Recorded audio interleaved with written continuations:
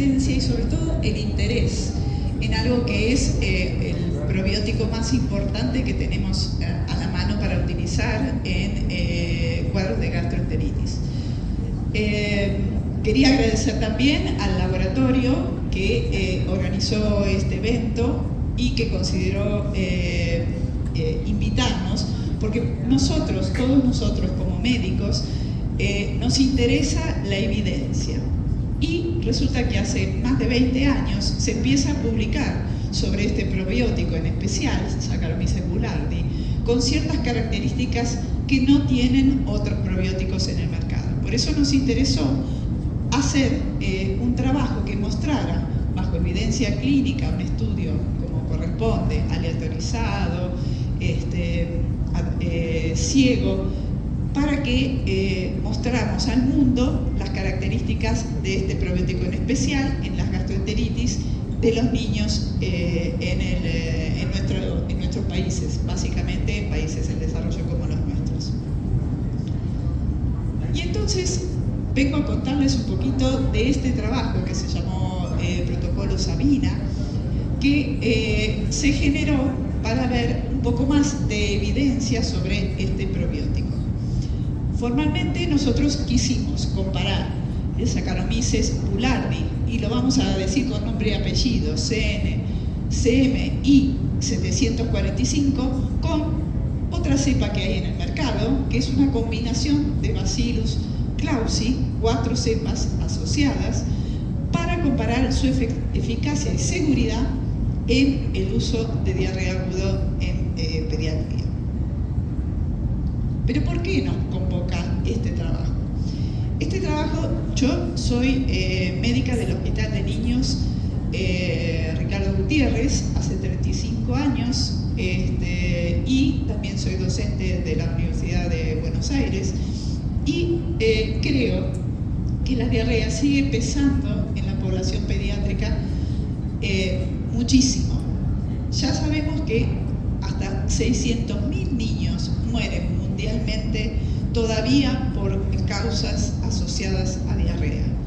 Y esto es algo que nosotros debemos realmente entender y debemos resolver lo más rápido que podamos un cuadro de diarrea, ¿sí? No solo por el cuadro de diarrea en sí, sino que involucra que el 8.5% de los chicos que tuvieron un cuadro de diarrea hagan posteriormente, 60 días posteriores al episodio, presenten episodios, digamos, de complicaciones, de infecciones, y a partir de luego de haber tenido el cuadro. Es decir, que la diarrea no solo es importante en el momento que nosotros rehidratamos, que nosotros evaluamos al paciente, sino a largo plazo por la comorbilidad que conlleva a mediano plazo. ¿Y cuál es la comorbilidad? La posibilidad de complicarse, las muertes que 55% de las muertes se han dado posteriormente a los cuadros de niños que han tenido diarrea y han sido rehidratados, y también la malnutrición que conlleva. Muchas veces más de un episodio determina también estados de malnutrición o desnutrición, como comúnmente lo llamamos. Pero vamos al caso puntual del cuadro de diarrea. El cuadro de diarrea en sí genera morbilidad y mortalidad, y tiene una afectación del bienestar físico del niño, emocional y también de su contexto. Y esto no es menor, porque los padres, como sabemos todos, algunos pediatras, otros no, en el WhatsApp están continuamente preocupados cuando hay un cuadro de gastroenteritis. ¿Cómo le doy las sales de rehidratación? ¿Qué es lo que puedo hacer por los síntomas de mi hijo? ¿Cuándo se va a recuperar? Y realmente, hasta ahora, ¿sí?, nosotros lo que siempre podemos decir es que el cuadro de diarrea mayormente es autolimitado, ¿sí?, que las medidas son las ortodoxas que todos usamos: la rehidratación, la alimentación temprana, ¿sí?, el cuidado de los síntomas asociados, vómitos, fiebres. Pero el único elemento que agregamos en este momento es el uso de probióticos, que ya va a cambiar la evolución del cuadro de diarrea. Entonces, hablamos de la rehidratación oral, de la alimentación continua.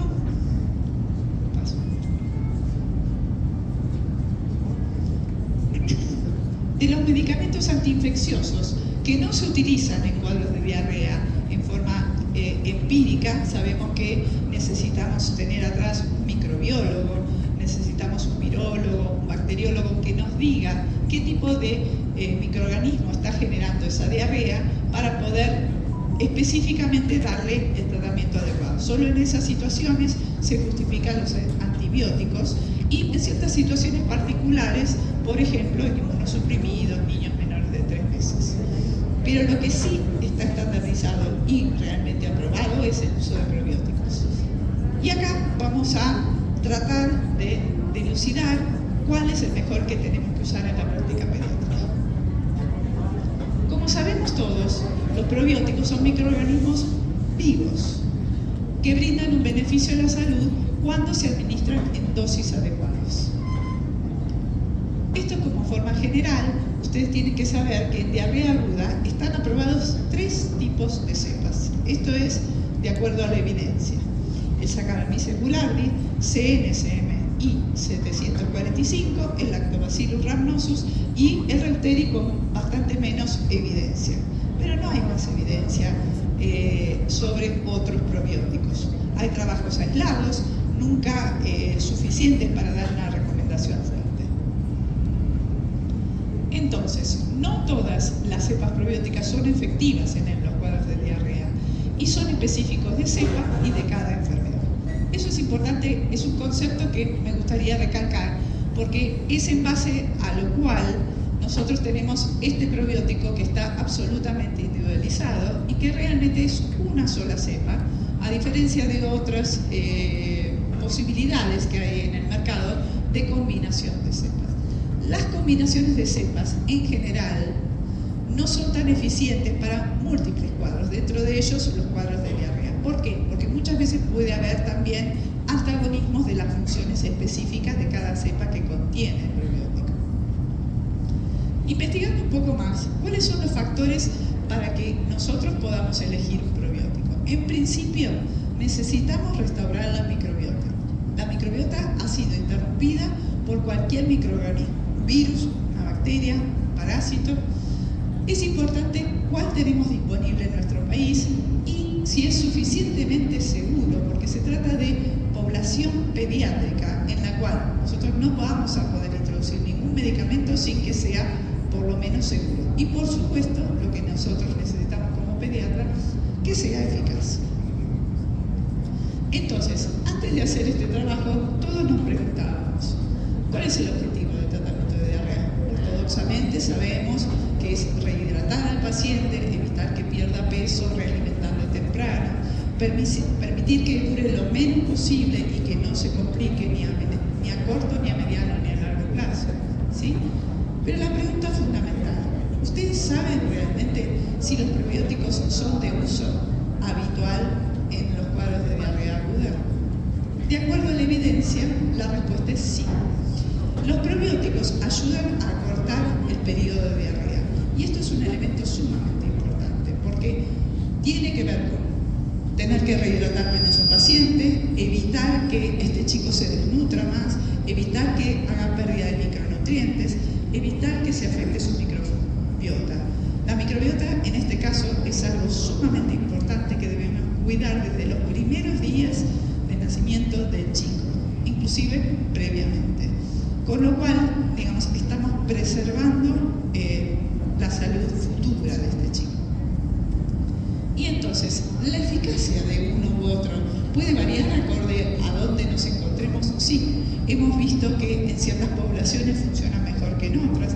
De hecho, hay muchos trabajos y muchos metaanálisis que se han hecho en función de poder reunir la evidencia, porque en distintas poblaciones, en distintos lugares, es probable que funcione distinto. Es importante para nosotros haber hecho este trabajo en la Argentina para ver en nuestra población, con nuestra edad, todas las características, cuál era la diferencia en el uso de probióticos. Muy bien. Esto también es un concepto que también me interesa interesa recalcar, y es que para nosotros en la comunidad científica, ¿sí?, hay un acuerdo en cuanto a la nomenclatura que debe utilizarse para nombrar las cepas de probióticos. Y es tan, digamos, acusada la situación, digamos, tan estricta, que de otra forma no podríamos hacer los trabajos de eficacia, ¿sí? Deben identificarse entonces según el género, según la especie, según subespecie y, si corresponde también, como sabemos, la designación alfanumérica que identifica la cepa. Se recomienda que se vinculen con cepas específicas, porque van a encontrar en la literatura otros Saccharomyces, por supuesto, y también otros bacillus. No es equivalente ni es extrapolable uno al otro. Entonces, nosotros con lo que contábamos es trabajos hechos de probióticos en relación a placebo o a controles. Y todo esto nos dio cierta evidencia, pero para nosotros necesitábamos la evidencia de saber si realmente de los dos que en la Argentina existen y se comercializan, cuál era el más eficaz. Bueno, entonces empezamos a acumular experiencia y ver qué había en cuanto a uno y otro probiótico. En el caso del Bacillus clausi, encontramos esta recopilación, para no hacérselos demasiado largo, que nos hablaba de que el Bacillus, este es hecho, el autor es Ianiro, en el año 2014, y que juntó 1.298 pacientes en donde el acortamiento de la diarrea era solo de 9 horas, ¿sí? También había una disminución en la duración de la hospitalización. El Saccharomyces tiene mucha más evidencia, y tomándolo de los últimos años, como en el otro caso, tomamos una investigadora muy importante, Zayevska, la debe conocer, que en el 2020 recopiló alrededor de 3.450 pacientes y mostró que la reducción era de 1.06 días, ¿sí? También disminución en la hospitalización. Hay dos revisiones más que me quería detener. Una que es de origen chino, ¿sí? Que la conclusión más importante es esta, que el uso de Saccharomyces reduce significativamente la duración en niños con gastroenteritis, con una diferencia importante en horas. Como ven, hay pequeñas variaciones en horas en cuanto a la cantidad, pero siempre muestra reducción en el tiempo de duración de la diarrea. Y este último trabajo les muestro para cerrar esta parte, porque es importante cómo se ha hecho este trabajo. Este trabajo recopiló todos los cuadros, todos los trabajos realizados con probióticos y lo filtró por una forma estadística muy importante que se llama red bayesiana, ¿sí?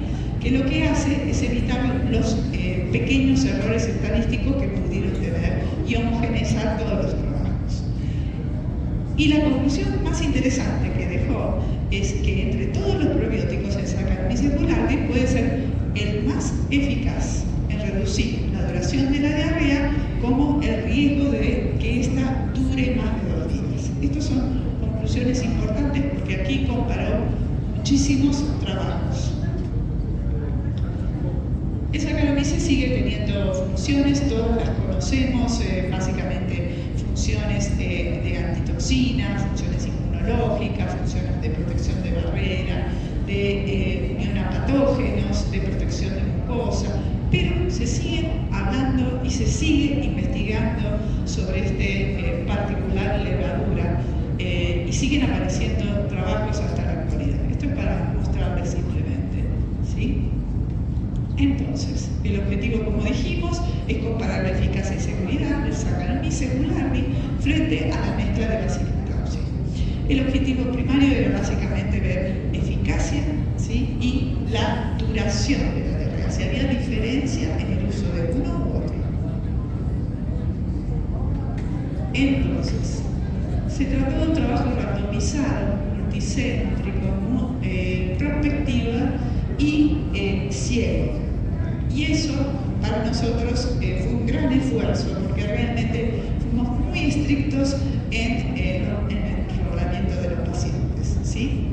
En principio tomamos la definición de diarrea que toma la OMS, que son 3 zonas de posiciones que tiene el niño dentro de las primeras 24 horas hasta los 5 días de evolución de la diarrea. Eso es importante porque tenemos que tomar en relación a todos los trabajos que tienen esta misma definición. Muchas veces hay disparidad y eso complica la comparación. El tamaño de la muestra también se tomó de acuerdo a trabajos previos. Bueno, y básicamente para enrolar a un paciente, por eso lo que esto fue un trabajo muy interesante, en principio se convocaba a cada uno de los consultorios multicéntricos, porque fueron varios centros que desarrollaron el trabajo. Cada paciente de entre 6 y 5 años, como van a ver después el criterio de inclusión, deberían tener un cuadro que durara menos de 5 días, que tuviera esta edad, que no tuviera, digamos, que los padres entendieran las características del seguimiento de estos chicos. Estos chicos, el primer día de enrolamiento se los pesaba, se los medía, se llenaba toda una planilla, se llenaba un consentimiento informado, si se podía también se hacían estudios microbiológicos y se daba la primera toma de medicamento. Por supuesto que esto venía en una caja, absolutamente iguales todas las cajas, que se abrían en el momento donde el consentimiento informado estaba firmado. Y de esta forma el investigador no podía tener idea de qué medicamento le iba a tocar a este paciente en particular. De esta forma se lograron enrolar 159 pacientes para sacarme celular y 158 para Bacillus clausi. Bueno, entonces, por supuesto que estuvo este objetivo primario, pero hubo objetivos secundarios y el análisis estadístico también fue estricto, tan estricto que después de recopilados todos estos 312 chicos, se quedaron en el camino algunos porque los diarios que se ofrecían a los padres, los papás cuando era el primer día de contacto con el médico, debían comprometerse a llenar un diario que sumaba todos los síntomas de los chicos, la cantidad de deposiciones, la cantidad de dosis administradas, si hubiera tenido efectos adversos. Todo esto el papá tenía que capacitarse para poder llenar todas estas características. Y las características de las deposiciones eran a partir de una escala que por ahí muchos conocen, que es la escala de Bristol. Como ven, hubo objetivos secundarios que después vamos a comentar. Estos serán los resultados secundarios. Entonces, los criterios de inclusión, como dijimos, de 6 meses a 5 años, diarrea dentro de las 24 horas, pero se extendía hasta los 5 días. ¿Y por qué remarcamos esto de los 5 días? Porque obviamente un probiótico se utiliza y lo ideal es utilizarlo lo más prontamente posible del comienzo del cuadro de diarrea.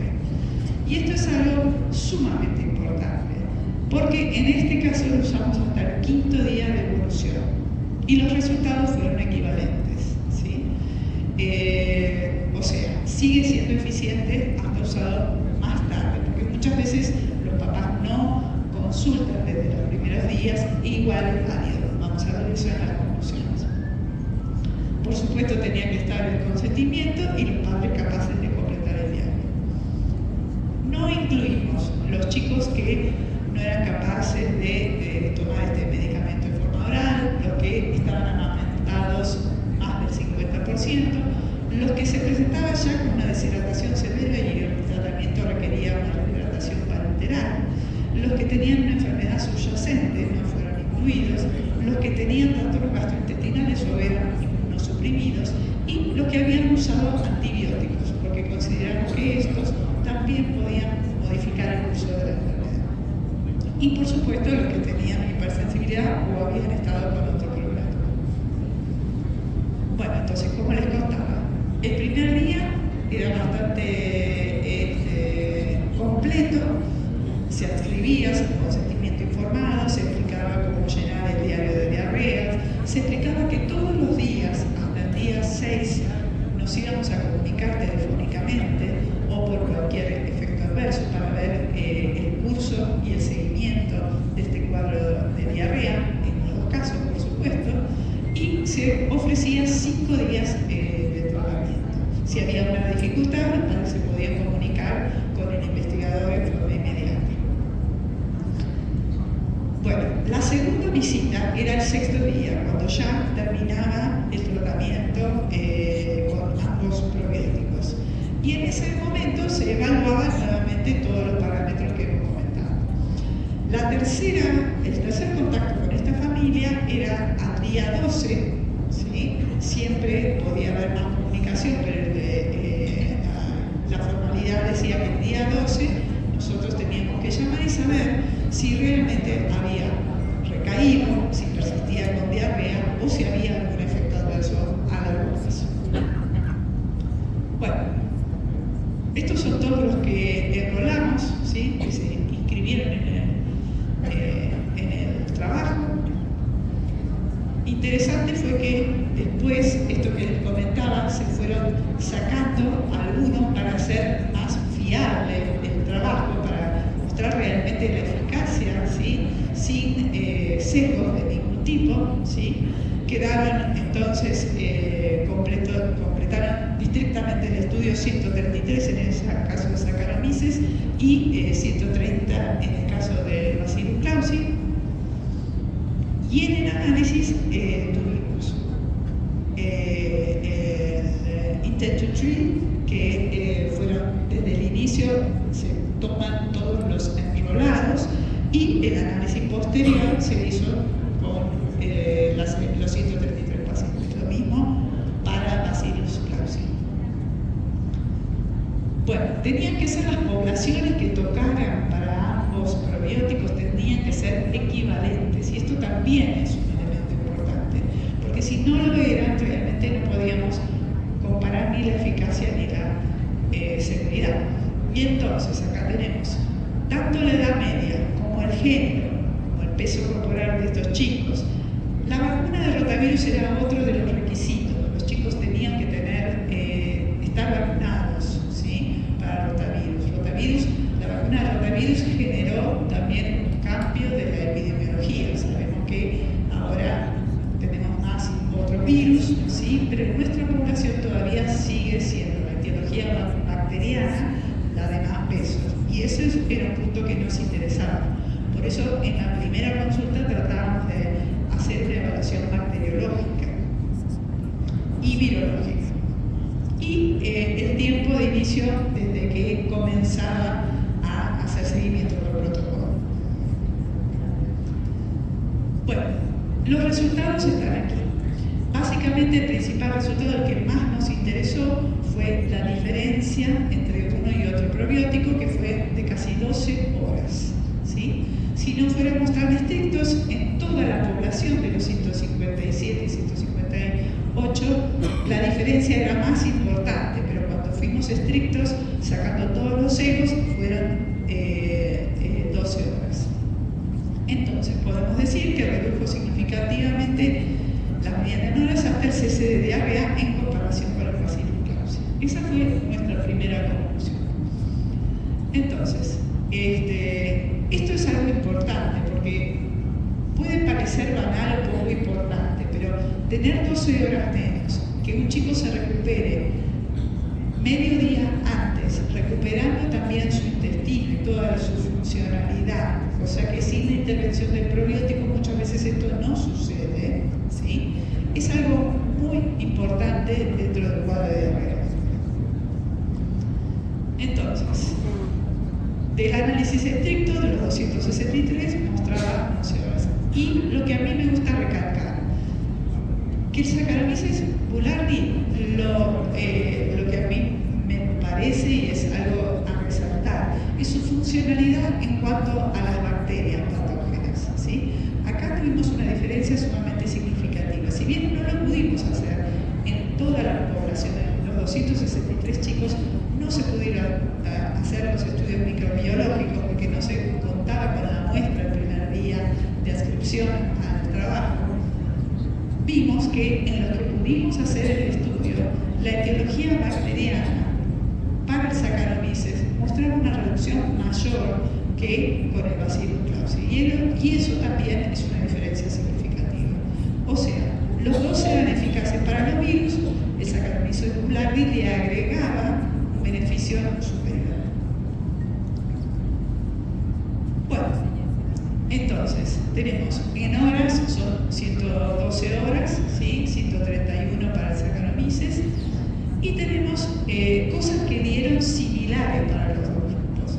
La recurrencia al 12º día fue similar, la diferencia no fue significativa. Sin embargo, como investigadores pensamos que si la N de pacientes hubiera sido más importante, probablemente estas pequeñas diferencias que muestran una tendencia hubieran sido un poco más significativas. También decrecieron significativamente la cantidad de deposiciones, que también es un dato importante, pero eso fue equivalente en las dos poblaciones, es decir, no pudimos encontrar ventaja con la cantidad de pacientes que pudimos inscribir al trabajo, ¿sí? Y el tiempo hasta la primera deposición, la media fue de 5 horas, una pequeña diferencia en cuanto a Saccharomyces que muestra una tendencia, pero no podemos decir que fuera significativa. Estos son los resultados secundarios que acabamos de comentarnos, y la seguridad y la tolerancia. Bueno, no tuvimos prácticamente efectos adversos, los efectos adversos fueron mínimos, reacciones en la piel, no tuvimos intolerancia a ninguno de los dos medicamentos. Lo curioso es que nosotros en Argentina tenemos un alto índice de síndrome urémico hemolítico, y en las dos poblaciones se dio un caso de síndrome urémico hemolítico. La evaluación de este caso en cada uno de los grupos fue también interesante porque se vio que era una variable ajena al uso del probiótico. Es decir, el probiótico no modificaba, ni mejoraba, ni empeoraba la evolución del cuadro hacia un síndrome urémico hemolítico. Eso es un dato interesante porque nos daba cierta seguridad para el uso de cualquiera de los dos probióticos. Bueno, como sabemos, les habíamos contado que Zayesca con el probiótico versus control nos hablaba de un día menos, y Yaniro, que es el trabajo más interesante de Bacillus, de 9 horas. Y esa diferencia sigue manteniéndose en el trabajo, con lo cual todo conduce a que haya una diferencia significativa a favor del Saccharomyces. El grado de duración es similar a lo que nosotros estamos mostrando con este trabajo. Es decir, al comparar los dos probióticos, también vemos esa diferencia. Por supuesto que lo que nos ayudó, ¿sí? Y lo que a todos siempre la evidencia, la parte de la evidencia que nos gusta, es que sean las condiciones que se ven en nuestra práctica pediátrica. Es decir, chicos que normalmente consultan, chicos con diarrea que de manejo ambulatorio, de medios absolutamente, latinoamericanos, con datos propios, y eso realmente logramos poder destacar.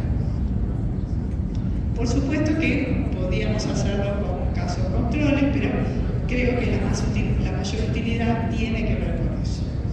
Como conclusiones, les podemos contar que en esta población los chicos tenían diarrea aguda, de leve a moderada, fueron atendidos en múltiples consultorios. El Saccharomyces fue realmente superior que las 4 cepas de Bacillus clausii, mejorando 12 horas la evolución de la diarrea. La eficacia fue sólida en el análisis de sensibilidad, ya que redujo significativamente la duración, ¿sí? Desde el inicio de los síntomas antes de la inscripción. Siguió siendo significativo después de eliminar a los sujetos que infringían estrictamente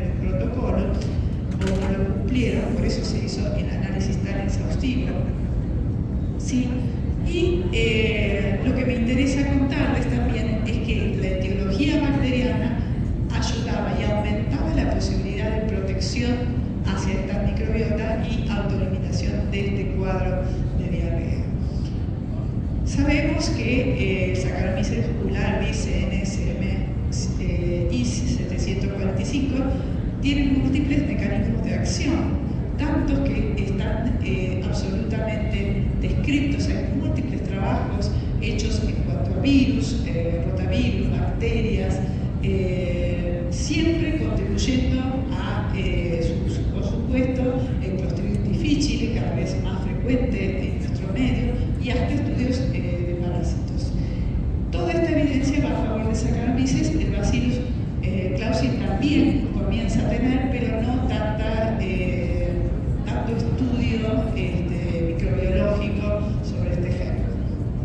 Entonces, reducimos la diarrea. Reducir es un tema muy importante, no solo para el bienestar del chico, sino el bienestar a mediano y a largo plazo, y también de sus padres, porque los padres también tienen menos autoestima, tienen que cuidar menos de este chico, que se recupera mucho más rápido. Bueno, creo que voy a asegurarme de detenerme acá. Me encantaría que puedan contribuir su experiencia o preguntar lo que necesiten saber sobre este trabajo o sobre los estudios de Saccharomyces, que yo soy una amplia, digamos, defensora, porque me parece que es el que más aval científico tiene, y para nosotros eso es algo sumamente importante en la práctica diaria. Bueno, muchas gracias, y quiero que un poco compartan su opinión o, digamos, alguna pregunta. Querida doctora Liliana, por favor, si me concede. Sí, un poquito. Doctora, creo que es meritorio nombrar que la estimada doctora Liliana Samar es miembro titular de la Sociedad Argentina de Pediatría, actualmente es jefa de los consultorios externos de alta complejidad, también docente ad honorem de la Cátedra de Pediatría de la Universidad de Buenos Aires, y obviamente, como ustedes ya lo pueden apreciar, forma parte de este estudio de comparación entre Saccharomyces boulardii y Bacillus clausii, sus 4 cepas, para el tratamiento de la gastroenteritis aguda pediátrica. Le agradecemos mucho por su valiosa participación. Ha sido sin duda alguna una charla que enriquece muchísimo nuestro conocimiento, y como usted bien lo decía, ahora pasamos